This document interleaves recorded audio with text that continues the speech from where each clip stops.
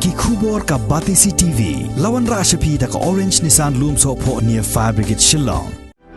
Admissions are open at BDW International School. Enroll now.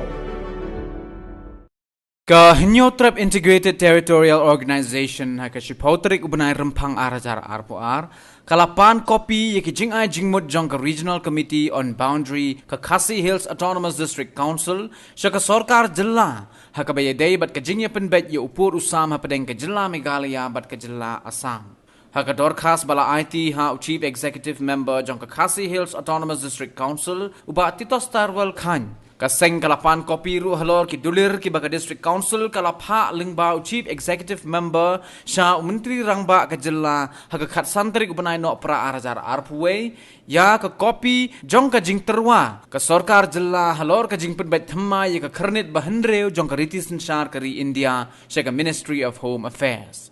Haka jingya keren bat kilat pathai khubor Presiden kaseng uba donbok dakhar uliyat ho baka seng kalapan jing pensharu na UCEM halor ka jing shimrai jong ka District Council ya ka jing ptha jong ka yeng bishar High Court ya ka Sorkar Jilla ha ka bayadei bat ka jing pentrai kam ya ki kindon jong ka Trading License Regulation by non-tribals.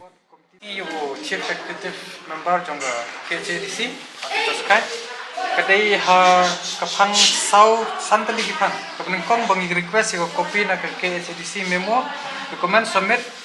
sika khat lingba chief lingba CM chief minister jangka Sorkar Meghalaya ha santari ka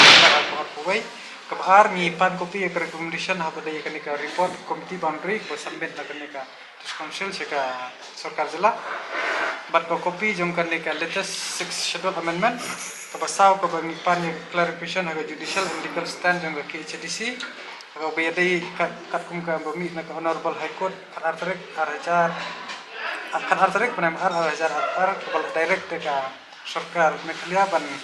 te lakam yaga trading license lene ka trade by non tribals ikinu ki companies lene kinu ki bawan trade hangne ki bayi pengkenya ka ni ka anman ka pors but kebasan ni request naka this council ban recommend ya NCRWC keban ailat ban nominate sanmut ki CM ki daloi bat ki nokmat katkum kesti bangila dep aisu governor jang Jilla dai trek dai archa kuai halor ka IUD bat ka NCRWC CM il ai ka assurance kubustunate bakani ka jingpan jungi kini Kopi ina ban kan khambam por kani try within 1 month hador kani ka report dei yong ba ka don kumba katto ti happen trend kadang dei ka fast Kopi la as ko government next kins ai halor kani beli ni wan pan ni kani Kopi ni kwa ban page la kani ka dis council ka kentup ne em je ka clause 4 jong ka instruments of accession ka bakren kumni kipot khasi ha ka Jilla ka federation ka karpat ba ka dei ban yo boro ki jingerap haka ba penteli lang ya boro khando hari khasi boro kisnong khasi ki bakpa ban yeso biang pat ki hima haba ki don menshwa de ban sha bikin wan ki wei pat ki hima khasi haka Jilla lada ki thrang de ban sha yaki ban yeso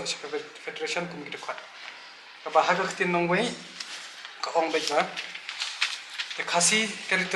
territory in province the federation requests that all possible help should be given to the facilitate unification